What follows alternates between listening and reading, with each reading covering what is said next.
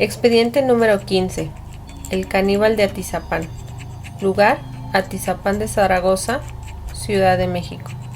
Nombre: Andrés Filomeno Mendoza Celis. Otro alias: el Chino, el Caníbal, el Carnicero, el Descuartizador o el Monstruo de Atizapán. Edad actual: 76 años. Periodo de actividad: 1994-2021.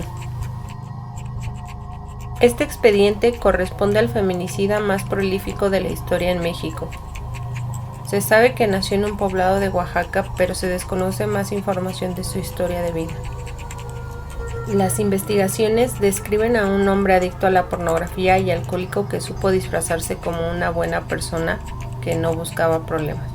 Por sus declaraciones se ha confirmado que asesinó, desmembró y comió la carne de sus víctimas. Algunos reportes indican que en su casa se ha encontrado cerca de 4.300 restos óseos. Se sospecha que podrían pertenecer a cerca de 30 víctimas, la mayoría mujeres, un niño y un hombre. Su modus operandi consistía en frecuentar bares, convivir con sus víctimas e invitarlas a su casa para tener relaciones sexuales. Consumían bebidas alcohólicas y luego las asesinaba para desmembrarlas y comerlas. Se mantuvo activo por 27 años hasta que un jefe de policía municipal indagó la desaparición de su esposa. El caníbal de Atizapán actualmente vive y cumple condena en una cárcel mexicana. Esta es su historia. Una historia bastante aterradora. Sí. Me parece que muchas veces la realidad supera la ficción y es bien importante tener claras todas las circunstancias que rodean este caso, porque es a partir de ellas que podemos entender también parte del comportamiento de este tipo de personajes y también procurar que no vuelvan a ocurrir este tipo de cosas. Sí, 100%. Creo que hay un interés muy grande en este momento también por el tipo de asesino que vamos a tocar. Hemos hablado mucho de asesinos seriales, pero hay que recalcar que ahorita estamos tomando otro término que es asesino serial, pero es un feminicida serial, es decir, que solamente atacó a víctimas femeninas. Creo que eso es importante. Sí, es una historia muy aterradora, muy atroz. Entonces, pues, estaría súper bien que empezáramos a checar este expediente nuevo. Sí. Jess, ¿cómo te hace sentir este tipo de personajes? ¿Cómo te hace sentir como mujer? Por eso me refiero a ti. Saber que existen este tipo de personas en el mundo que son capaces de llegar a atrocidades como las de Andrés Filomeno. Híjole, creo que lo primero que se me viene a la mente es sentir terror, sentir miedo. Evidentemente el hecho de la seguridad pública, al menos aquí en nuestro país, pues es deficiente. El hecho de que uno como mujer, porque el día de hoy quiero hablar más de un tema, o dejar de lado el tema médico y centrarme en el hecho de ser mujer. Y creo que el hecho de ser mujer, evidentemente siempre está latente el peligro en las calles, el hecho de que tú salgas de noche, el hecho de tomar el transporte público, pues genera mucha incertidumbre, mucha ansiedad, el hecho de no saber si vas a regresar a tu casa, o el hecho si te van a asaltar, o el hecho de recibir acoso en la calle. Entonces, pues es un peligro latente que evidentemente la mayoría de las mujeres experimentan. Y aquí también hay que dejar claro que no solamente las mujeres, también hay hombres que sufren este tipo de violencia, ¿no? Y hablando en general como un ser humano, pues creo que todos somos susceptibles a este tipo de atrocidades, ¿no? Pero en este caso del caníbal de Atizapán, pues nada más se toca el tema de las mujeres, ¿no? Pero sí es un peligro constante y miedo, incertidumbre. Sí, José, caníbal de Atizapán. Sí. ¿Tú consideras que el nombre estigmatiza a la población de Atizapán? Porque fue uno de los retos a los que se tuvieron que enfrentar las autoridades, incluso gente de la política en ese lugar mencionaban, por favor no publiquen el documental, no hablen de la información que tenemos porque está estigmatizando a la gente de este sitio. Sí, siento que son temas que ocasionan obviamente un tipo de morbo, un tipo de amarillismo también para poder promocionar noticias, para poder hacer esta noticia un poco más grande. Sin embargo, creo que sí es muy importante entender que el marcar con algún tipo de título a una comunidad, a una localidad, puede ocasionar que también las personas pues digan, no, pues no vayas a Atizapán porque a lo mejor todos los de ahí son caníbales, ¿no?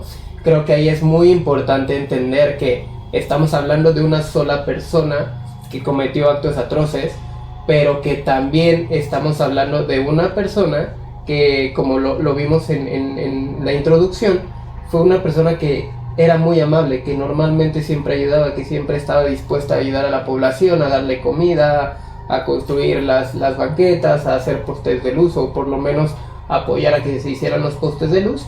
Y pues de la nada enterarte que estás conviviendo con una persona que es un asesino primero, ¿no? Y después que está corre ahí un rumor de decir que se puede estar comiendo a las personas o incluyendo vendiendo esa comida hacia las personas, y creo que sí puedes estigmatizar mucho al englobar a Atizapán como si todos fueran caníbales. No sé qué opinen ustedes. Sí, apoyando a este comentario que dice José, justo incluso hasta generar psicosis, ¿no? El hecho de decir, ¿sabes qué? Yo no me paro en Atizapán porque por ahí hay un asesino y capaz y hasta come carne, ¿no? Y entonces pues el hecho yo creo que genera psicosis y decir, ¿sabes qué? Yo no me acerco a esta ubicación en Atizapán por el miedo, ¿no? Que se corre. Sí, ahora a mí se me ocurre ahorita estando pensando en todo esto y que les decía, imagínate, vives al lado de un asesino. Uh-huh. Fue lo que le pasó a un odontólogo que vivía o que se compartía cierta porción de su casa de este sujeto para atención de pacientes. Imagínense que a ustedes les dijeran que en el consultorio, a lo mejor en el que están rentando, en el que están dando atención, vive un asesino, y no solamente un asesino que puede estar la sospecha de que come a las personas que pues les quita la vida. ¿Qué harían ustedes? ¿Qué pensarían? Creo que no anda uno por la vida con este tipo de estigmas, si bien puede pasar efectivamente, sobre todo cuando hay una historia que te pueden contar de un lugar. En este caso hoy sabemos de este expediente. Sin embargo, creo también que es importante tener en cuenta que Andrés logra utilizar un disfraz maravilloso, y lo digo en este sentido. Él, al dibujarse como una persona buena, cálida, respetuosa, atenta, logra escapar de las sospechas de su entorno. La gente hablaba muy bien de él, ¿no? Uh-huh. Entonces difícilmente, en este caso el odontólogo o cualquier persona sospecharía, y más de una persona que en general se muestra como una persona muy dadivosa. Por eso hablo de el disfraz por excelencia, ¿no? O sea, uh-huh, escoge muy bien su forma de ser, y me parece que esto de hecho describe perfectamente un rasgo psicopático, una uh-huh, persona que es fría, que es calculadora, que logra hacer a un lado sus sentimientos, que quién sabe, por cierto, si los tenga, ¿verdad? Claro. Porque incluso en alguna de las entrevistas que se le hace ya estando preso, él dice, pues ya no hay nada que hacer, lo hecho está. Como si hubiera sido el tirar basura, o como si hubiera sido algo habitual. Sí. Recordemos que él inicia su carrera delictiva, al menos hasta donde sabemos, en el año 94. Uh-huh. Es decir, él llevaba prácticamente 30 años asesinando personas, sí.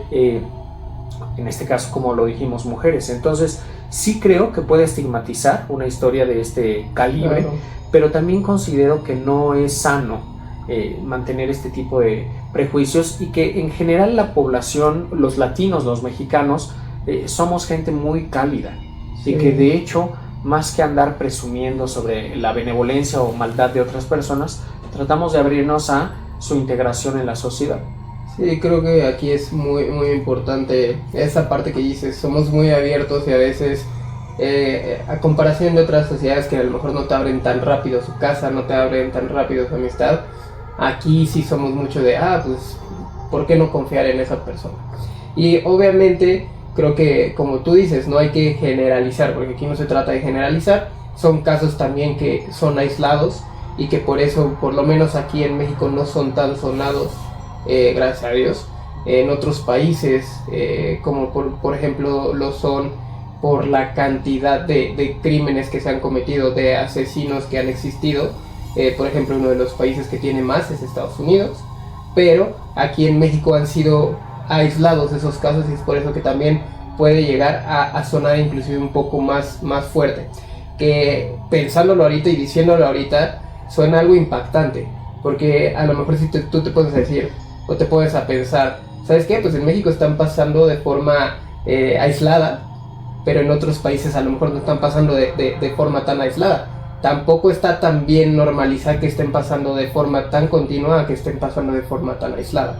Creo que ahí tendríamos que ver qué es lo que llevó a esta persona, como en todos los demás asesinos seriales por lo menos, ver su historia, su background, qué es lo que pasó, qué es lo que lo llevó justo a esta parte de ser psicópata, o como lo hemos comentado en otros episodios, qué tal si no fue psicópata y se volvió sociópata, toda esta parte. Entonces yo lo que partiría es desde ahí, ¿no? Conocer él un poquito más de lo que ustedes conocen de él, desde que inició su carrera criminal y un poco antes. Por ejemplo, saber que él tenía experiencia en ser carnicero, y es por eso que cuando se encuentran los cuerpos, se encuentran estas escenas, hay cortes tan exactos y tan dirigidos a ciertas partes, y es de forma tan correcta que puede inclusive, pues tú le decías, 30 y tantos años esconder esta forma de su modus operandi. Jess, ¿consideras tú que este tipo de personajes obligan a que no solo se renuncie a la feminidad, sino también al hecho de solo ser mujer? Es decir, ¿cómo afecta en la percepción de una mujer, desde tu punto de vista, que las autoridades hubieran demorado tanto tiempo en siquiera sospechar de él? ¿Qué te genera? ¿Qué sentimientos evoca en ti pensar que existe gente que hoy su historia no es como la de Andrés Filomeno, que está en la cárcel 30 años después, ¿no? Sí, pues, hay gente libre hoy. Sí, justo como en el inicio del episodio lo mencioné, justo creo que es esta parte de ansiedad, de miedo, de incertidumbre, de cuidado, de precaución, de alerta, de no dejarte llevar por las apariencias. O sea, ya no solamente ponerte alerta con personas que a lo mejor y tú puedes creer que son malas o que tienen malas intenciones, sino ahora también cuidarte de aquellas personas que tienen una apariencia pues grata, una apariencia amable, ¿no? Porque justo como lo mencionan, este asesino tenía esta apariencia, y el hecho de ahora cuidarte también de aquellas personas que tengan esta versión buena de él. Entonces es esta parte de generar cuidado también para la gente que tiene un aspecto con buenas intenciones, ¿no? Sí, creo que aquí es importante ¿cómo decirlo? No ser tan ingenuo, pero tampoco no confiar en la gente, ¿no? Es decir, sí, obviamente somos personas, somos sociables por naturaleza, somos personas que van a convivir, que buscan convivir. Otras personas más que otras personas son más introvertidas, otras más extrovertidas, y otras en la mitad. Entonces creo que como al inicio, cuando tú conoces a una persona, creo que esa persona te puede dar un sentimiento de decir, ¿sabes qué? Esta persona como que no me cae bien, no convivo con ella. Pero a lo mejor hay personas que son muy amables, que son muy, que tú dices, pues, ¿qué tendría de malo?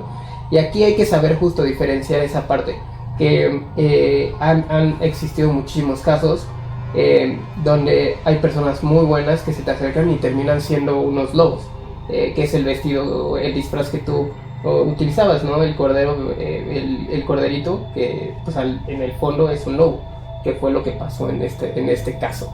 Creo que aquí es muy importante también que este sujeto lo hizo sabiendo lo que estaba haciendo, porque fueron 30 y tantos años haciendo lo mismo, y justo creo que también las autoridades, por lo mismo, yo creo que ellos pensaron que iba a ser un caso que no tenía ningún tipo de conexión. Sin embargo, volvemos a lo mismo de lo que decía Jess, a lo mejor esta falta de capacidad de las mismas autoridades de decir, pues son casos que no tienen conexión el uno con el otro, pero estamos hablando de que hubo desaparición de bastantes víctimas, estábamos hablando, se le confirmaron 8, si no mal recuerdo, y se piensa que fueron más de 30. Bueno, realmente hasta donde yo tengo conocimiento, se le ha juzgado por 8. Se afirma que son por lo menos 19 y se asegura o se sospecha que son más de 30 realmente, pero confirmadas 19, sí. Aunque hasta hoy, vamos a hablar febrero de este año, se le dictó sentencia por el 8º asesinato, dentro de los cuales también se encuentra la muerte de un niño. Es decir, es una persona que de pronto no solo se limita a la mujer, tal vez por cuestiones circunstanciales pues este angelito, este niño o niña terminan perdiendo también la vida, ¿no? Vamos a decir, le estorban. Digamos, es un mal secundario al mal inicial, ¿no? Que no es por él, es, digamos, como el precio a pagar por lo que él tenía. Jess, mi pregunta estaba dirigida en uno de los casos. Se relata que él cuenta haberle incluso cortado la piel de la cara a una mujer porque le parecía muy linda. Por eso te hablaba yo de renunciar a la feminidad. Es decir, este tipo de personajes de pronto nos obligan ya a una cuestión de supervivencia. Me parece que la humanidad está tan retorcida que hoy todo lo que hacemos es mantenernos a salvo. O sea, es sobrevivir día con día, y pienso que en el caso de la mujer particularmente, desafortunadamente esto está todavía más marcado que para el hombre. No pienso que solo por cuestiones de que haya hombres agresivos, porque no solo los hombres son agresivos, y esa es una verdad que de pronto puede ser incómoda, pero es una realidad. Aunque estadísticamente se sabe que probablemente por cuestiones de temperamento o de carácter o de falta de carácter o de genética, no lo sé, el hombre tiende más a ser agresivo y violento. También tenemos registros de mujeres que han ejercido esa violencia sobre otras mujeres, como por ejemplo el caso de Juana Barraza, del cual ya hemos hablado, un expediente muy interesante.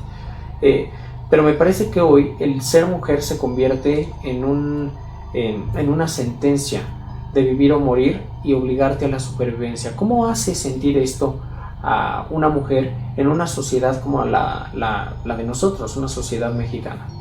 Sí, pues yo creo que esta parte que mencionas tú muy bien es el hecho de despertarte todos los días y buscar manera de sobrevivir, el hecho de despertar y pues ahora sí que la gente que es creyente, encomendarte a Dios, que alguien cuide tu camino, que alguien te haga regresar con bien a tu casa. Y yo creo que es esta parte de desafíos a lo que la mujer se encuentra o se enfrenta día con día, y es esta parte de supervivencia, ¿no? Y tú mencionabas incluso el hecho de renunciar hacia lo femenino, quizá para no llamar tanto la atención en la calle o pasar desapercibida para aquellas personas que puedan ejercer agresión hacia la mujer, ¿no? Entonces es esta parte de generar estrategias y para sobrevivir en un mundo hostil en donde siempre hay violencia, pero pues en este caso estamos hablando específicamente de la mujer, ¿no? Entonces el hecho de convertirte en una persona lista, audaz, alerta, tener tus 5 sentidos cuando estés afuera de tu casa, aunque también adentro de tu casa puede haber violencia, pero es el hecho de buscar estrategias, herramientas y ser sabia y lista para poder desempeñarte en este mundo, ¿no? Y sobrevivir. En pleno 2024 estás hablando de supervivencia. José, ¿puedes pensar en una época en la que el ser humano hubiera tenido que mantenerse con este instinto de supervivencia, en esta alerta constante? Pues sí, creo que en los inicios de la civilización o de la prehistoria inclusive, el ser humano siempre ha sido, ha tenido esta capacidad o esta necesidad de supervivencia. ¿Por qué? Porque había animales, había bestias muchísimo más grandes que el propio ser humano, que en algún punto generó que el ser humano fuera una presa en vez de un cazador. Entonces hay muchísimos ejemplos. La prehistoria, pues las mismas guerras que existen, pues, obviamente siempre los dos bandos terminan siendo gente que quiere sobrevivir, que quiere tener supervivencia, porque al final es lo que buscan, no buscan que los asesinen, vaya. Pero creo que sí es importante tener esto en mente. Es que si tú te pones a ver la historia del ser humano, toda su historia ha sido de supervivencia, ¿no? Sí. Si te vas a la parte bíblica también, hay, por ejemplo, la parte de Noé. Noé busca la supervivencia a través de lo que le ordena a Dios, en meter algunos animales, un par de animales por cada especie, y eso es supervivencia. Las guerras, supervivencia. Entonces creo que en la historia del ser humano siempre ha habido esta cuestión de supervivencia. De acuerdo a las épocas se marcan diferentes situaciones. En COVID, o sea, en COVID también fue una cuestión de supervivencia, mantenerte en casa, lavarte las manos, tratar de no ponerte al riesgo de poder contagiarte. Entonces creo que hay muchísimos ejemplos para poder hablar de esto. Uh-huh. Sí. Entonces, y al hablar de supervivencia estamos hablando de evolución, porque a mí me da la impresión, tocas un tema que tiene que ver con la historia de Noé, que bueno, es una verdad, vamos a decir, mística, religiosa, pero no es una verdad histórica, al menos no una verdad comprobable. Uh-huh. Pero te refieres a otras épocas como lo son, no sé, las guerras, pienso, ¿no? Hablando de religión, las propias guerras cruzadas, en aquellas épocas cuando ciertas religiones eran prohibidas, solo se podía adorar a un grupo de dioses en específico, según qué civilización. Hablamos de una supervivencia. Yo quiero decir, no me parece que estemos tendiendo a la evolución. Me parece que la evolución supondría un pensamiento de mucho mayor razonamiento, de mayor entendimiento, de mayor conciencia de nuestros actos, de nuestra figura, de nuestra persona, de nuestro espíritu y de todas nuestras esferas de nuestra psicología. Me parece que por el contrario la humanidad hoy se desprende de esa humanidad precisamente. El ser humano se desprende de su humanidad, se desprende de su conciencia, se desprende de su razonamiento, y es por ello que llegamos a estos eventos. Pienso que una persona que se desprende de su humanidad y de su pensamiento es en esencia un animal, y este animal está marcado por una cuestión de supervivencia. Recuerdo a un él es, no quiero mentir, es un autor español, Vicente Garrilo, ya lo he traído aquí. Él habla, por ejemplo, de que el asesino serial es un ser que aprende a sobrevivir. Uh-huh. Porque al no poder sentir, es un psicópata, no puede sentir. Está envuelto en un mundo en donde todos sienten y se mueve por emociones, pero él no siente. Entonces tiene que aprender a sobrevivir simulando estas emociones. Por eso logra simular esta empatía, Andrés Filomeno, ¿no? Uh-huh. Sin embargo, yo no considero hoy que podríamos hablar de una evolución, al menos no de una evolución social o de una evolución de pensamiento. En todo caso, yo hablaría de una involución. Jess, ¿tú consideras que las constantes agresiones hacia la mujer particularmente, o la constante violencia de género, o la falta de entendimiento y reconocimiento de la importancia del rol de la mujer en nuestra sociedad, es el resultado de que evolucionemos en pensamiento? Ahorita que estaba escuchándote todo tu comentario y diciendo que pues tú no crees que haya una evolución, yo al contrario, yo sí siento que ha habido una evolución. ¿Por qué? Porque antes, no sé, hablando de la prehistoria, antes la supervivencia iba dirigida hacia el entorno. Es decir, voy a defenderme y voy a ponerme alerta para que un mamut o un tigre no me coma. Y ahora, en la actualidad, pues voy a ponerme alerta y voy a sobrevivir, pero a necesidades sociales. Es decir, ahora voy a sobrevivir al acoso que a lo mejor mi jefe haga hacia mí, voy a sobrevivir hacia el acoso de otras personas, o hacia la violencia de género, o hacia cosas que ya van más propios de una sociedad. Entonces yo sí siento que la supervivencia evolucionó, porque antes era el entorno y ahora hay que sobrevivir a una sociedad. Entonces sí creo esta parte de que la evolución sí ha existido, y que justo esta parte que mencionas de las amenazas hacia las mujeres o la violencia hacia las mujeres, yo creo que sí es el resultado de los comportamientos que se van acumulando con el paso de los años, y evidentemente el camino hacia donde se dirige hoy en día la sociedad, ¿no? Sí, creo, en algunas cosas estoy de acuerdo con ambos. Creo que para partir de decir si hay evolución o no hay evolución, tendríamos que dejar de hablar de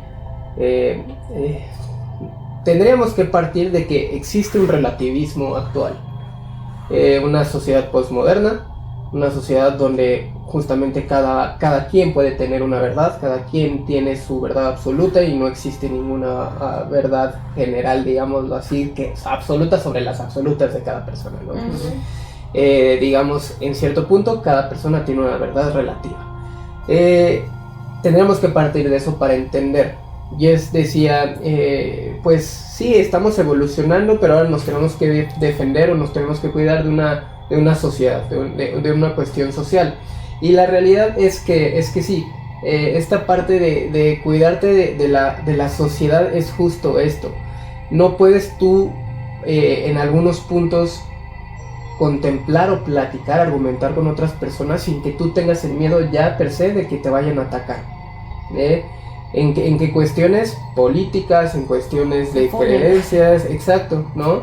Entonces, creo que tenemos que partir de eso. Para las personas en la sociedad actual, ¿qué significa evolucionar? Si nos ponemos en la evolución del ser humano como especie, claro que estamos evolucionando. ¿Por qué? Porque se ha visto desde la prehistoria hasta ahorita, hay una evolución y está clara, está comprobada. Si nos ponemos a ver en una cuestión social, una cosmovisión, también ha sido una evolución completa, si no seguiríamos también en la segregación racial, seguiríamos en la segregación que hicieron entre las razas blancas y la raza negra, entre lo que hizo un personaje como lo fue Hitler, al querer ser la raza superior en contra de las personas que no, judíos o personas que no pertenecieran como tal a la raza aria, pues sí ha evolucionado en esa parte. Sin embargo, también socialmente creo que estamos teniendo un retroceso. ¿En qué puntos? En decir, a ver, para las personas esa evolución, y lo hemos tocado en otro expediente como lo fue el de transhumanismo, el Neuralink, Elon Musk, en dónde estamos dejando al ser humano. Es decir, para ti la evolución significa que tú avances a pesar de que pisotees a todos los demás seres humanos, o significa que a pesar de que tú quieras avanzar no vas a pisotear las creencias, la forma de ver, la forma de pensar de los otros. Entonces, si nosotros nos ponemos a ver esa situación, creo que la evolución puede verse afectada, porque por ejemplo para Jess a lo mejor la evolución es de pues todos podemos llegar a pensar que podemos convivir y no tenemos que pelear a fuerzas cada vez que nos ponemos a platicar de pues lo que les decía, ¿no? Si el ser humano puede tener antenas o no puede tener antenas, ¿no? Pero ¿qué es lo que pasa? A lo mejor las personas dicen, pues es que yo quiero tener antenas, y si tú me dices que no, ya me siento atacado. Entonces no hay un contexto, no hay una forma en la que tú puedas tener esta conversación sana. Creo que ha habido una evolución completa en esta parte en especial de la mujer. ¿Por qué? Porque ya se visualiza más el que existe un malestar general de la mujer. A lo mejor en otras épocas, como lo hemos visto nosotros, era muy raro que se hablara tanto de estos temas o que se alzara la comunidad, pues sí, femenina, a decir, ¿sabes qué? Quiero que me respeten, no quiero morirme, quiero estar tranquila, lo cual considero que está perfectamente bien. ¿Por qué? Porque así empieza también la exposición de un malestar. Y también nosotros como hombres, apoyar esas situaciones, pero tampoco creo que el polarizar ciertas condiciones, ciertas situaciones ayude a este tipo de cosas, como decía Jess, ¿no? Hay mujeres que sí sufren, pero también hay hombres que sufren. Tú lo decías también, aunque los hombres son más agresivos, pues podemos poner el ejemplo de que hay más hombres que se suicidan a comparación de las mujeres. Entonces creo que también tenemos que ver el contexto en el que queremos hablar de evolución. Hacia dónde queremos ver esa evolución, qué es lo que conviene para la evolución del ser humano y qué es lo que no le conviene para la evolución del ser humano. Entonces creo que hay muchas cosas, principalmente el contexto social en el que estamos viviendo y qué es lo que esperamos, ¿no? Es lo que yo pensaría. Sí. Por supuesto, no pretendo yo decir que no ha cambiado algo, ¿no? En la humanidad. Claro. Por eso me refería a una particular cuestión. Voy a ponerles un ejemplo. Yo recuerdo, ¿se acuerdan de las profecías mayas del fin del mundo? ¿Todavía has escuchado hablar de ellas? Sí. Una de ellas, me acuerdo muchísimo en aquellas épocas, ¿no? Cuando decían que el mundo se iba a acabar y tal. Llega el año 2012, que es la fecha en la que sí se termina el calendario maya. Y una de las, digamos, enseñanzas que parece haber trascendido generación tras generación era que si para esa fecha la humanidad no tenía un cambio de pensamiento, su fin era inevitable. A eso me refiero. El cambio de pensamiento, me parece, está relacionado a un cambio de conciencia, a un cambio de esencia. Quiero decir, la historia de los dioses que a lo largo de nuestra evolución, nuestra presencia en la Tierra se nos ha contado, llámese como se llame, siempre ha sido una historia de enseñanza, una historia de entendimiento, una historia de amor, una historia de conciencia. Me parece que hoy la humanidad tiene todo menos amor al prójimo, menos conciencia. Por eso hablaba de que me parece a mí que en ese punto, en el pilar, tenemos un retroceso. No veo yo. Me parece que efectivamente hoy la mujer tiene que sobrevivir y que se vuelve tan agresivo como cuando a la mujer se le impedía votar, ¿no? El hecho de tener que sobrevivir. Jessy, ¿cuántas veces no has salido a la calle y has sido agredida? Por ejemplo, por hombres malintencionados y a veces también por mujeres, porque hay que decirlo, los hombres también hemos sido agredidos. Por lo menos se pueden contar una historia en donde una mujer ha agredido. Entonces, por eso hablo de la humanidad en general. No quiero tampoco politizar o no quiero yo individualizar en un tema en particular, aunque esta historia, la historia del caníbal de Atizapán, un monstruo, un demonio, un ser despreciable, es una historia que de verdad nos obliga a tocar muchos aristas muy macabros para la mente humana y que te llenan de pánico el suponer que hoy no puedes abrirte de manera sincera, precisamente porque hay que guardar cautela y reservas, dado que hay personas que están ocupando una máscara, ¿no? Sí. Oye, Memo, ¿y tú que te dedicas a esta onda de la salud mental, cuáles crees que hayan podido ser las causas o los motivos para que el caníbal de Atizapán haya cometido sus actos tan atroces? O sea, ¿hay alguna evidencia o hay algún motivo desde el punto mental que nos haga entender el por qué pudo haber matado solo mujeres o solo que sus víctimas hayan sido mujeres? O sea, el feminicida. Siempre es importante cuando tocamos este tema dejar en claro que la perspectiva desde la cual yo puedo hablarles con mayor certeza es la perspectiva psicoanalítica, y también de eso me guardo mis reservas porque no siempre tengo todo el conocimiento, ¿no? Sí. Pero en general podría decirles, desde el punto de vista científico / medicina, podríamos considerar, por ejemplo, la teoría estructural o la teoría morfológica, ¿no? En esencia nos dicen que cambios en la estructura de la masa encefálica o de los componentes de la misma, ya lo puede ser en el cerebro límbico o en la corteza prefrontal, nos puede llevar a cambios en la alteración de la percepción de las emociones y sentimientos, o bien a cambios del comportamiento. En este caso, por ejemplo, un daño en la corteza prefrontal, que es esta parte de enfrente de nuestro cerebro, pues produciría este tipo de cambios de comportamiento que, ligado a un cambio de lo que sería el sistema límbico en el cerebro límbico, el cerebro medio, propuesto por Paul MacLean, pues en esencia nos hablaría de que son personas que no tienen una capacidad de sentir, por ejemplo, porque la amígdala está más pequeña, o porque el hipocampo está atrofiado, o porque el giro cingulado tiene alguna particularidad, ¿no? Pero interpretaciones psicoanalíticas podrían sugerir muchas cosas. Para poder ofrecer una interpretación adecuada, pues sería muy importante que conociéramos a detalle detalles, valga la redundancia, de la historia de vida de este personaje, que no se encuentran tan fácilmente en internet, a pesar de que hay mucho de él. Él no ha hecho declaraciones. Sí, pero están muy limitadas.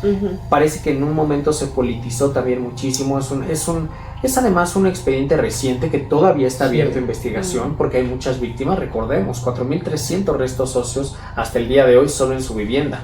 Claro. El cuerpo humano está compuesto por poco más de 200 huesos, ¿no? Hablar de 4.300 restos óseos es hablar de verdad, claro, muchísimos. Sí, y estamos hablando víctimas. De que fue, y perdón por interrumpirte, de que terminó, lo atraparon gracias a que el esposo de una de sus víctimas era policía, y pues él al sospechar dijo pues tengo que investigar. Lo atrapan en 2021, o sea, estamos a 3 años de que pasó esto. Estamos hablando que él tuvo su carrera criminal de 30 y tantos años. Entonces también es lo que en algún punto de cuando hablábamos, si no mal recuerdo, en el expediente de Jack el Destripador, a veces pensamos que la autoridad tiene que actuar de forma muy rápida y ojalá pudieran actuar de forma muy rápida. Sin embargo, justamente para evitar cometer errores, para evitar que se juzguen a personas que a lo mejor no tienen que ser juzgadas, pues se tarda. Es un proceso tardado, a pesar de todas las herramientas que ya existen para identificar cuerpos humanos, para identificar asesinatos, que ya se ha estudiado como tal la figura del asesino serial, que ya se conoce. Creo que es muy importante también entender eso, que al final pues estaba bien incógnita y que no se puede indagar tanto, justamente para no atrofiar o no ponerle el pie a la investigación, porque cualquier cosa que se haga mal se puede utilizar para que a lo mejor esta persona pueda salir libre Sí. por algún error en que se procese este tipo de cosas. Y aquí va otra cosa que les quería decir. Inclusive él en algún punto él dijo, pues yo les voy a platicar todo lo que yo hice, y su cuerpo de abogados pidió un receso, y regresando al juicio él ya no quiso decir nada. Entonces muy probablemente su equipo de abogados también le recomendó a él quedarse callado para hacer diferentes cosas, pero creo que, como tú lo dices, no hay tantas cosas como para que tú puedas decir, a lo mejor pudo haber sido por acá, o pudo tener esta situación. Sí, sin embargo, volviendo un poco a lo que me preguntabas, Jess, quiero partir de cosas que sí sabemos. Por ejemplo, sí sabemos que él las mató. Sí. Sí sabemos que él se sentía despreciado por mujeres que a su entender eran bellas. Sí sabemos que realizó actos como el cortar la cara de una mujer porque la consideraba particularmente atractiva. Y sí sabemos también... ¿La preservó? Sí. Preservaba Se cuenta, bueno, el hecho de que los tenga ahí enterrados. No, a ver, vamos a ver, creo que aquí hay que ser muy ortodoxos. Preservar quiere decir conservar. Sí. No los conservaba, vamos a decir, como un estudiante en medicina, ¿no? Que estás acostumbrado a verlos en un preparado o un cuerpo, no, se quedaba con ellos y justo, pero voy a eso. Si me permiten, ahí les voy. Es el quedárselos, el conservarlos, no preservarlos, conservarlos. Es una forma de que le pertenezcan. Como que se lleve Es algo parecido. ¿No? Un poco hablas de Dahmer. Dahmer llegó a decir que él se los comía para sentirlos con él, ¿no? Y esto tiene mucho que ver, ¿no? Al comerlas, la mujer se vuelve de él. Es una parte de él. Esa mujer hermosa ahora es parte de su belleza. Es parte de él. Y esta belleza de pronto se ve transformada cuando él va y a gente necesitada le ofrece carne. Aquí me parece que imperan otro tipo de mecanismos, como lo puede ser una culpa reparatoria. Es decir, yo ya maté y bueno, ya descuarticé, pero pues ahora la tengo ahí hecha carnita, pues se la regalo a una señora que no tiene que comer. Y de alguna manera el mal que cometí lo reparo ayudando a un tercero. Y por eso voy y ayudo a mi sociedad, y por eso también les ofrezco comida a los policías. Eso no es algo que se cuente, eso sí se sabe que se hizo. Que ya lo vimos en otro caso, y perdón que te interrumpa, con Garavito. Sí. Garavito también hacía tenía este tipo de mecanismos. De hecho, todos, en general, los mecanismos de culpa los tenemos todos, no es una cuestión particular, ¿no? Estoy hablando desde lo que podríamos suponer una interpretación que hay que tener sus reservas. No estoy diciendo que esta sea la razón, estoy diciendo que podría ser una razón.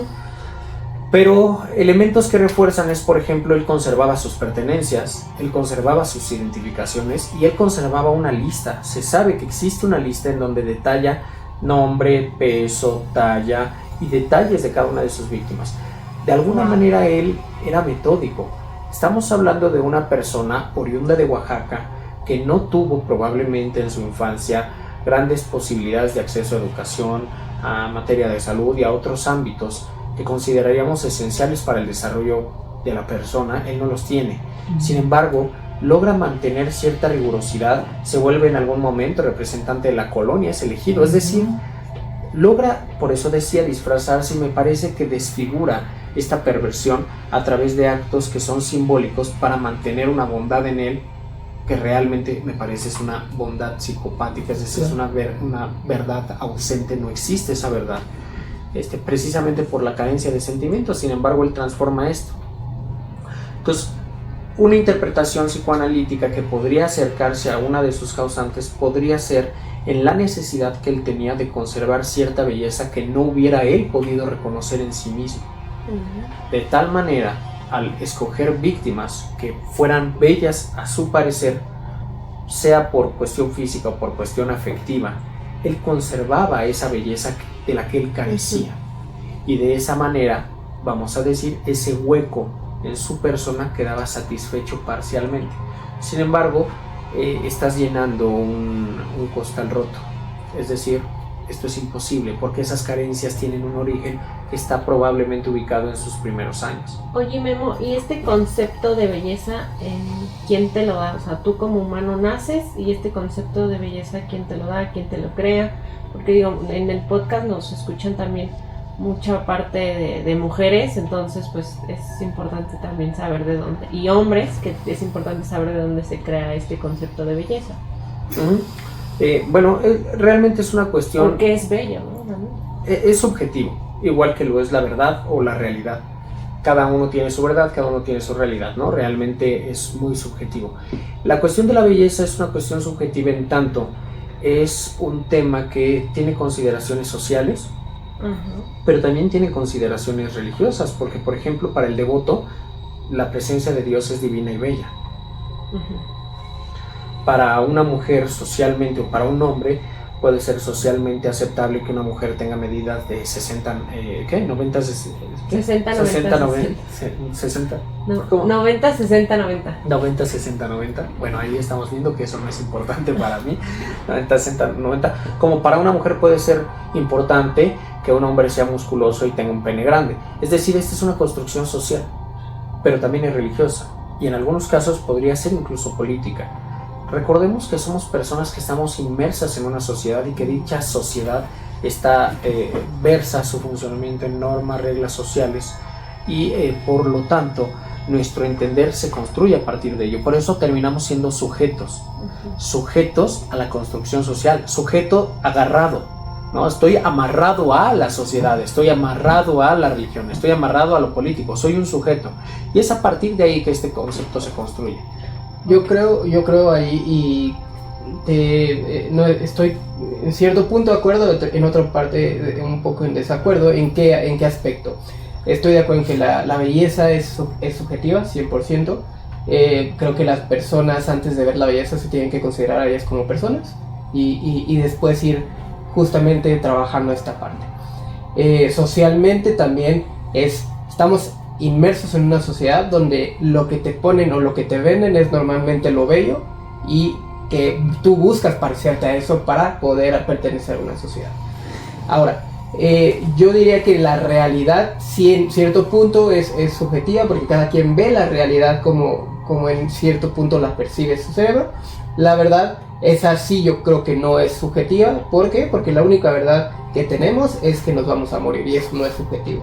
Entonces, tú te vas a morir, todos nos vamos a morir, eso completamente no es subjetivo, por lo menos hasta ahorita, porque no hay una forma de decir, pues ya fallecí y me regresan a la vida y entonces me mantengo así durante mucho tiempo. Lo que sí hay es unas cuestiones, procedimientos en caso de que tu corazón deje de latir y podemos en algún punto hacer maniobras para que pueda volver a latir, pero eso no asegura que vayas a volver a vivir. Entonces, creo que en cuestión de la realidad y la verdad sí hay que separar esa parte de subjetividad.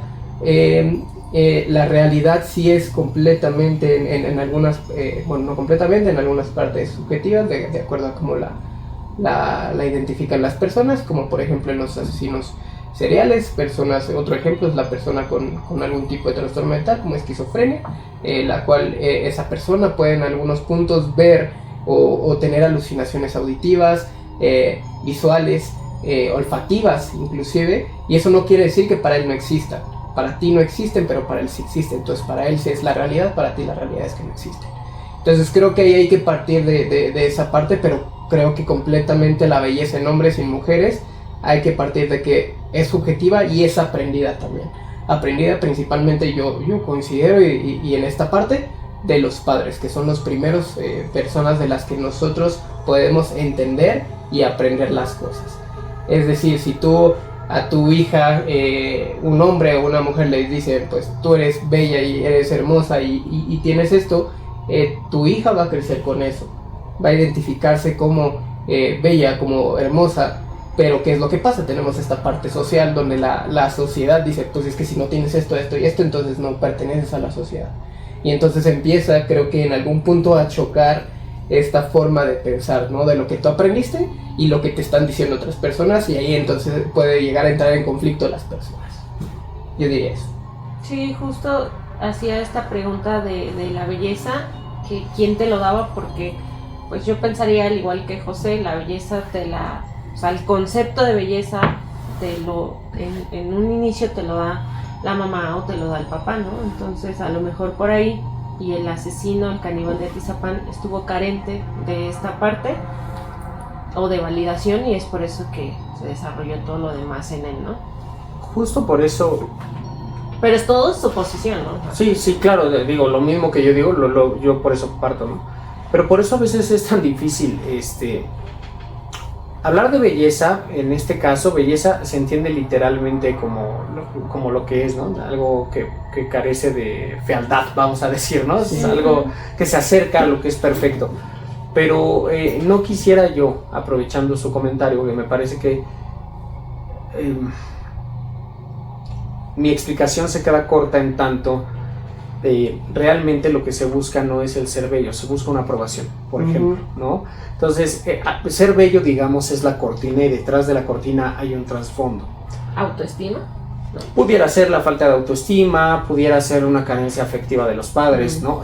Realmente recuerden, y esto ya lo he explicado en algún episodio, que la mente se construye de manera simbólica, a partir de imágenes, y que son esas imágenes las que representan algo a nivel mental, y ese algo a nivel mental es lo que nos constituye. Claro.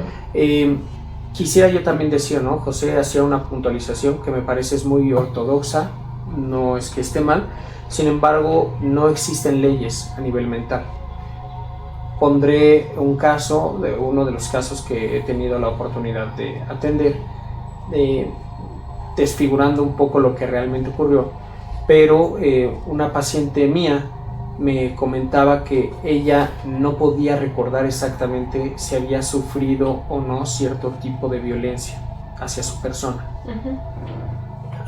Al cabo del tiempo de sesiones de consulta y demás, descubrimos que de hecho sí había tenido una violencia, pero no literal como ella la recordaba, sino de otra manera. El hecho de que ella recordara que el acto había ocurrido tal como ella lo decía, y luego cuando logramos tener claro que no es que ocurrió literalmente, en este caso es indistinto, porque aun cuando esto pudo no haber ocurrido realmente, a nivel mental se construye como si sí lo hubiera vivido, y eso es lo importante. Entonces yo no trabajo con la certeza o la subjetividad de la realidad, como decía José, ¿no? Un psicoanalista no se apega a eso. Es real, y esta es una regla, es real en tanto la vivencia mental fue real. Eso es lo que importa. Y por eso puedo hablar de la subjetividad de la verdad y de la realidad, porque lo estoy hablando desde un entendimiento psicoanalítico, no lo estoy hablando desde una certeza humana, ¿no? Y me parece que el caso de Andrés Filomeno da para mucho. Sí. Da para mucho, da para hablar de bioética, Sí. da para hablar de violencia de género, da para hablar de interpretaciones mentales, pero lo más importante es invitar a nuestros oyentes, invitar a nuestro público que nos ve también por YouTube, a que cuidarse, hay que educar. Me parece a mí que el pilar más importante para cambiar este tipo de historias es educarnos.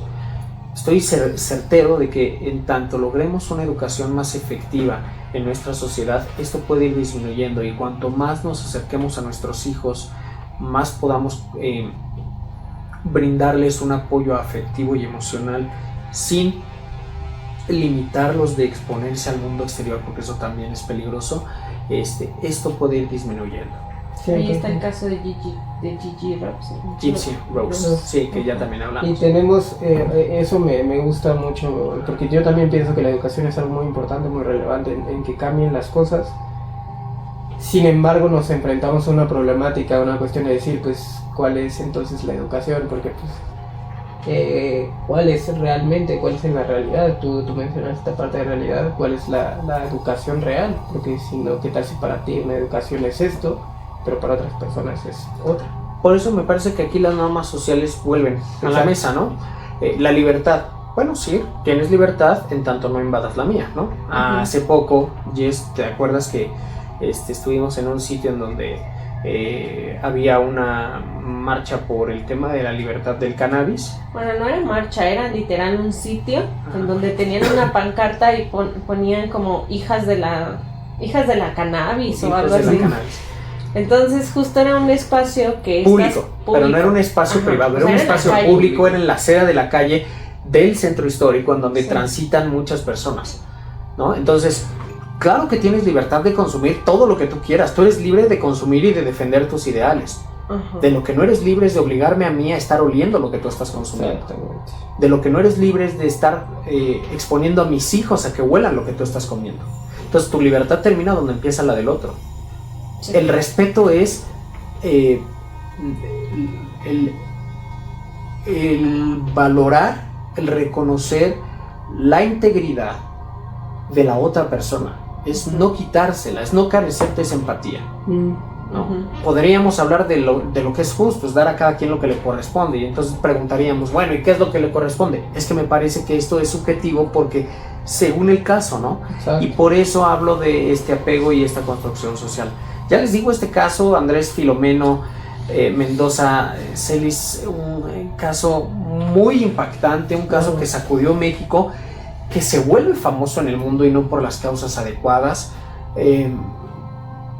Y es un caso que probablemente en algún momento incluso sería bueno mantener. ¿Ustedes piensan que podemos cerrar este expediente? No, por el momento no. Creo que falta mucho tiempo para poder decir que está cerrado, sobre todo porque no tenemos mucha información en cuanto al por qué lo hizo, al cual el total de las víctimas, y creo que justo como tú dices, da pauta a muchas cosas para poder analizar.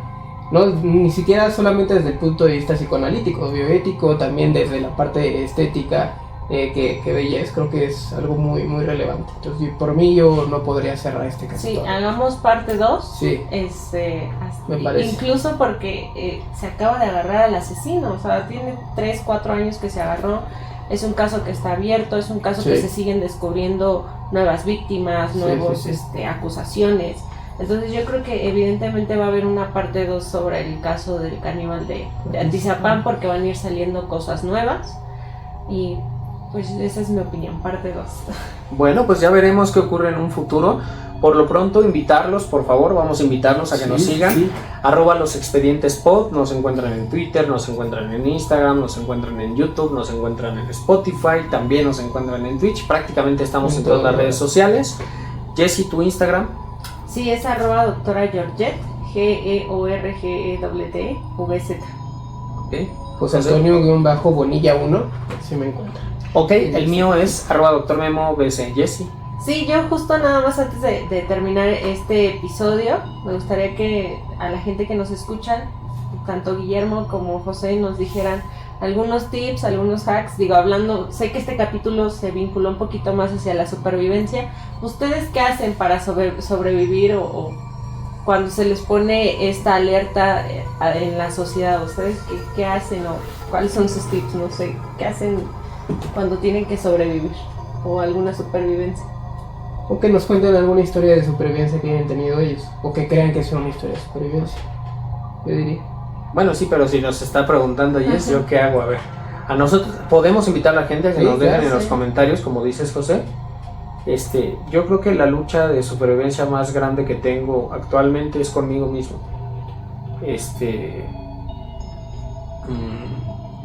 Creo que es muy importante no empeñarse en querer cambiar al mundo, sino en cambiar uno mismo. Y es muy difícil desprenderte de tu pensamiento, de tu historia, de tu forma de ser, en pro de un cambio que te genere mayores beneficios. Entonces me parece que la supervivencia más fuerte que tengo hoy es una supervivencia por mi momento de la vida en la que me encuentro, que es una cuestión a lo mejor no tan social, es una cuestión más personal, pero yo sería esa. A mí la que más me cuesta es justo, creo que también el, el entender que todas las acciones que yo haga tienen una repercusión en la sociedad, no solamente en mí mismo, sino en la persona con la que comparto ahorita una relación, con mis papás, con mi hermano, con Jess, que es mi cuñada. Creo que todo eso impacta con mi sobrina, y creo que algo que me ayuda mucho a mí es decir, pues el no dar respuesta es dar una respuesta. Entonces creo que si tú no das una respuesta a algo, estás tomando una posición en la cual no estás resolviendo nada, y eso no ayuda tampoco a que tú sobrevivas o que luches por esa supervivencia. Okay. ¿Y esto quieres compartir en la tuya? Híjole, pues creo que a mí lo que me ha ayudado es, ante alguna supervivencia, creo que es entender que el mundo no es color de rosa, que en el mundo siempre hay problemas, y aquí lo que les corresponde a cada uno, hablando como individuo, como persona, es que debemos de priorizar qué problemas queremos escoger y qué problemas no queremos. Entonces yo creo que aquí lo que me ha ayudado al tema de la supervivencia es priorizar, y pues ser astuta y ser inteligente, ¿no? En medida de lo que se pueda. Bueno, pues de nuevo invitarlos a que nos sigan. En la descripción igual van a encontrar nuestras redes sociales para que estén ahí al pendiente, y nos vemos la próxima. Buenas noches. Nos vemos. Bye, buenas noches. Bye.